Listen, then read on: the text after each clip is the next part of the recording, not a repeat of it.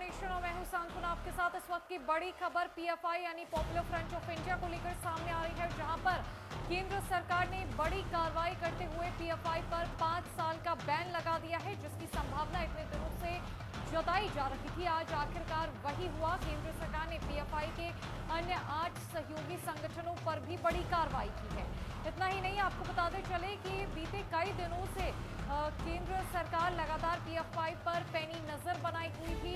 देश के विभिन्न राज्यों में लगातार छापेमारी जारी थी। पीएफआई के कई ठिकानों पर छापेमारी की जा रही थी और अब इतनी छापेमारियों के बाद आज केंद्र सरकार ने एक बड़ा फैसला लिया है और उस बड़े फैसले के तहत पीएफआई पर 5 साल का प्रतिबंध लग चुका है।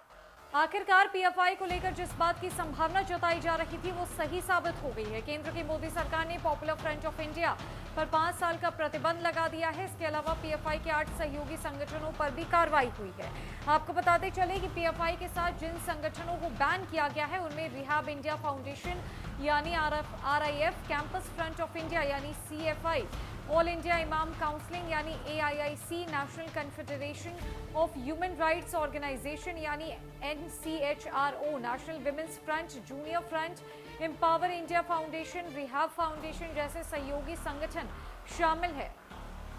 बहरहाल एनआईए, ईडी और राज्य के पुलिस ने 22 और 27 सितंबर को पीएफआई और उससे जुड़े संगठनों पर ताबड़तोड़ छापेमारी की थी। पहले राउंड की छापेमारी में 106 पीएफआई से जुड़े लोग कार्यकर्ता शामिल हुए थे। 27 सितंबर को दूसरे राउंड की छापेमारी में 250 पीएफआई से जुड़े लोग गिरफ्तार हुए थे। जांच एजेंसियों को पीएफआई के खिलाफ पर्याप्त सबूत भी मिले, जिसके बाद यह कार्रवाई की गई है। बताते चले कि कई राज्यों में इस संगठन यानी पीएफआई को प्रतिबंधित करने की मांग पहले से उठ रही थी। हाल ही कुछ दिनों में एनआईए और कई राज्यों के पुलिस और एजेंसियों ने पीएफआई के ठिकानों पर छापेमारी कर सैकड़ों गिरफ्तारियां की थी।